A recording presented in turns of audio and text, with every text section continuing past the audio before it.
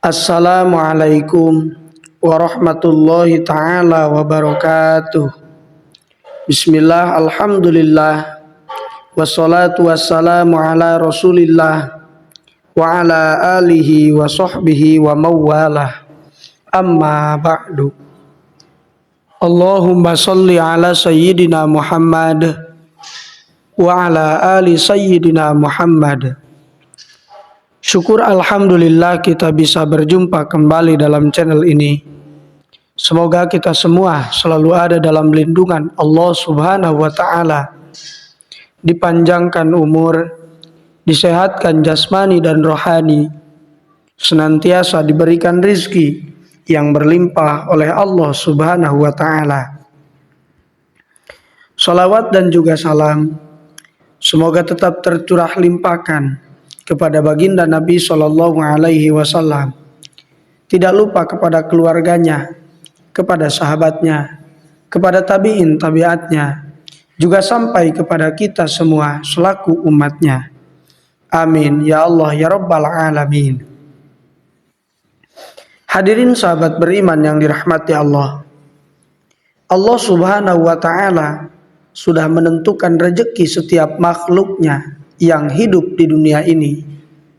Sebagaimana firman Allah di dalam Al-Quran, wa ma min dabbatin fil ardi illa 'alallahi rizquha. Tidak ada satu binatang melata pun yang ada di muka bumi ini, melainkan sudah Allah tentukan setiap rezekinya. Namun rezeki itu bisa terhambat jika seseorang melakukan perbuatan tertentu. Hadirin sahabat beriman yang dirahmati Allah, rezeki dapat bersifat materi seperti uang, harta, jabatan, dan sebagainya. Sementara itu, ada juga rezeki yang bersifat spiritual seperti ketenangan, kedamaian, kesehatan, keberuntungan, dan lain sebagainya. Dalam kitab Ta'limul Muta'alim, Syekh Az-Zarnuji menyebutkan bahwa faktor utama yang menghalangi datangnya rezeki adalah banyaknya dosa yang dilakukan oleh seseorang muslim.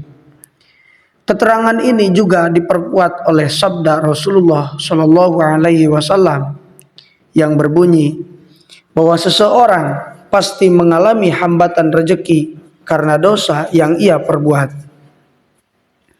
Takdir tidak dapat diubah kecuali dengan doa, dan umur seseorang tidak dapat ditambah kecuali dengan amal kebajikan. Hadis riwayat Ahmad. Hadirin sahabat beriman yang dirahmati Allah, dalam kesempatan kali ini saya akan menjelaskan beberapa perilaku yang dapat menghalangi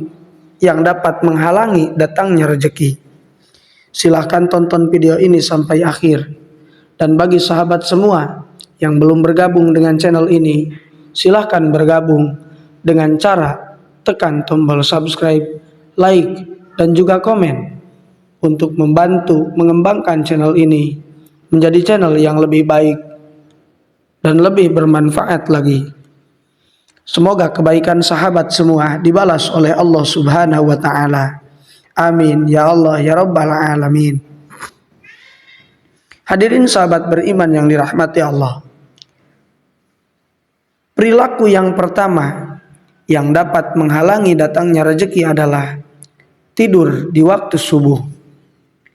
Tidur di waktu pagi setelah sholat subuh adalah hal yang dilarang dalam ajaran Islam. Hal ini sesuai dengan ajaran Nabi Shallallahu Alaihi Wasallam. Tidur di pagi hari dapat menjadi penghambat rezeki seseorang.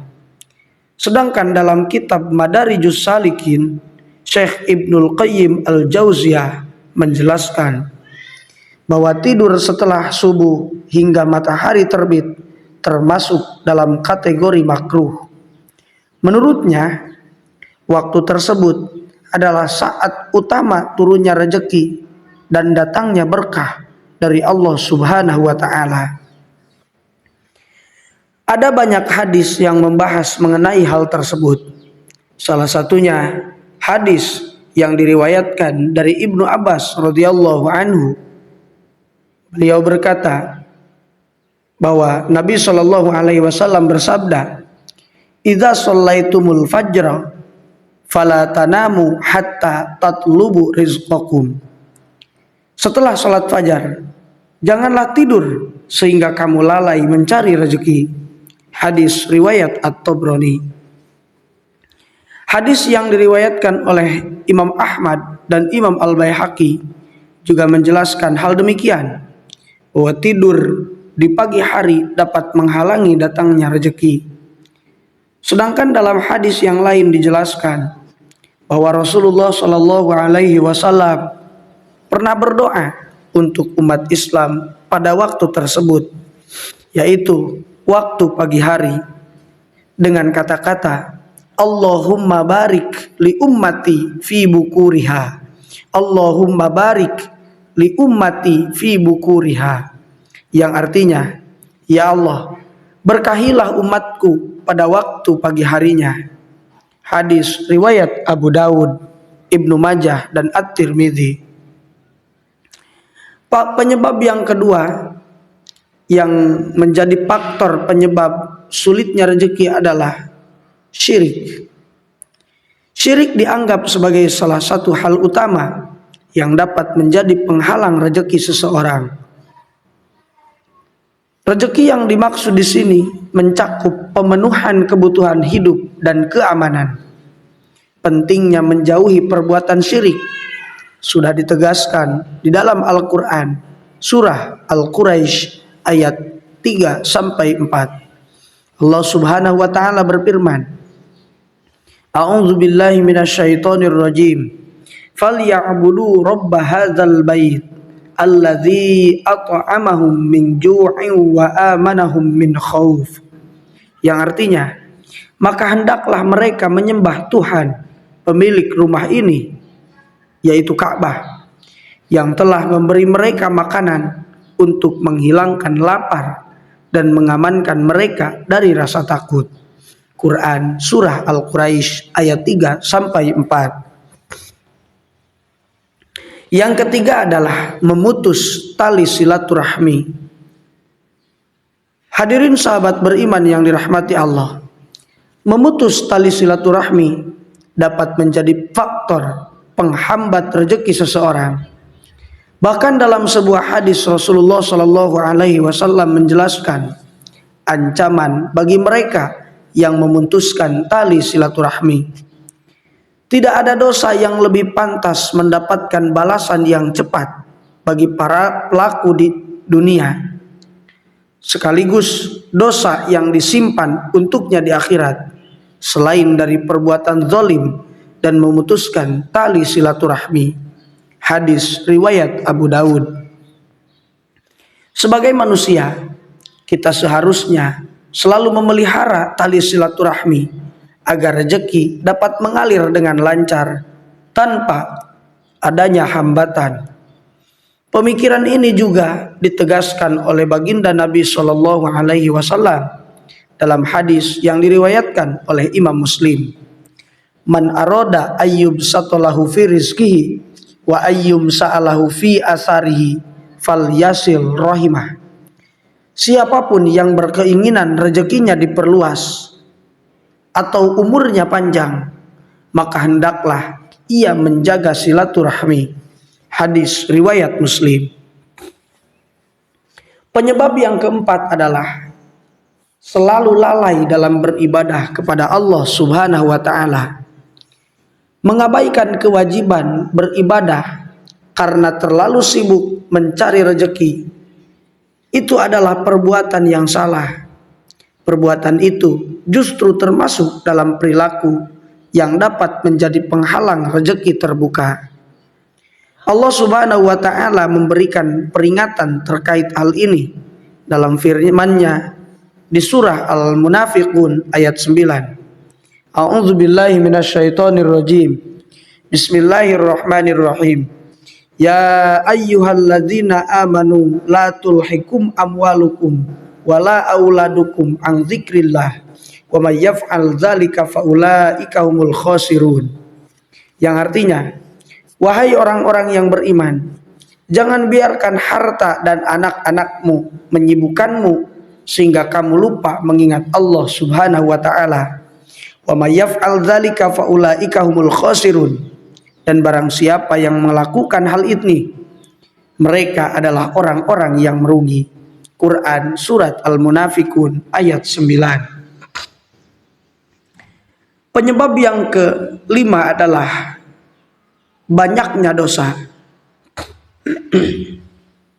Faktor utama yang dapat menghambat datangnya rezeki adalah perbuatan dosa yang dilakukan oleh kita.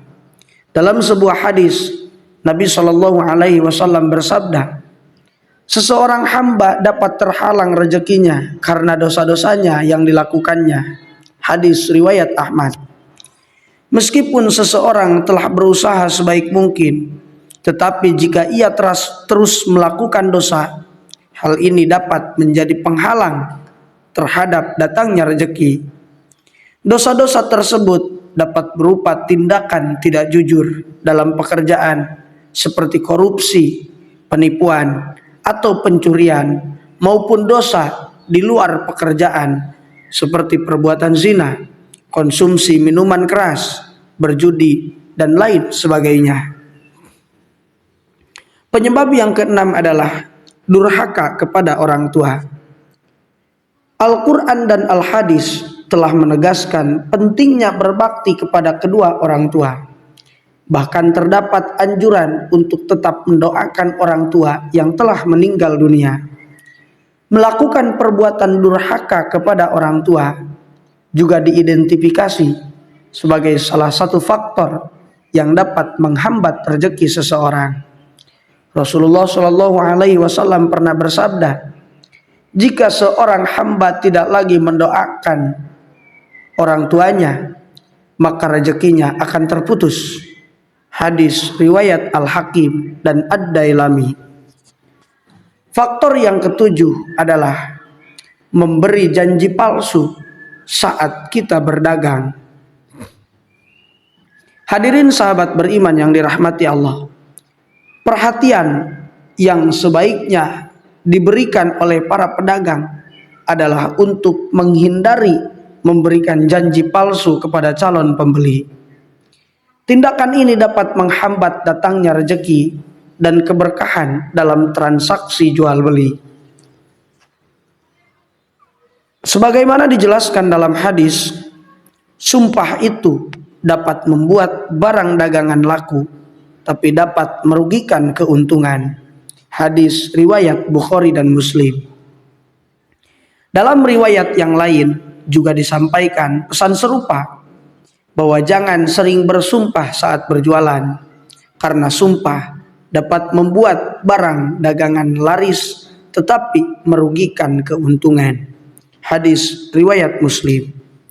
Hadirin sahabat beriman yang dirahmati Allah, itulah beberapa faktor atau beberapa hal yang dapat menyebabkan terhalangnya rezeki yang mesti kita hindari.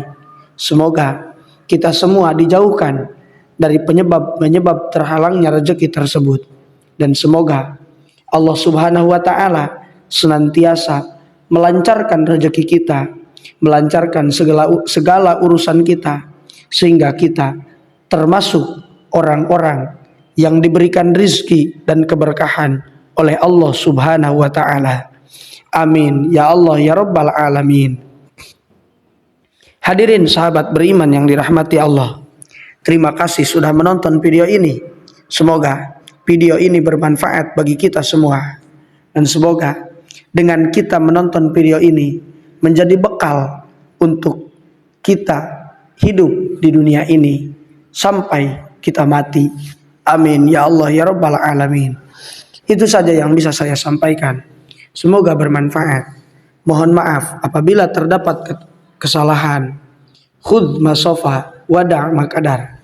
Ambil yang baik-baiknya dan tinggalkan yang kurang baiknya. Wassalamualaikum warahmatullahi wabarakatuh.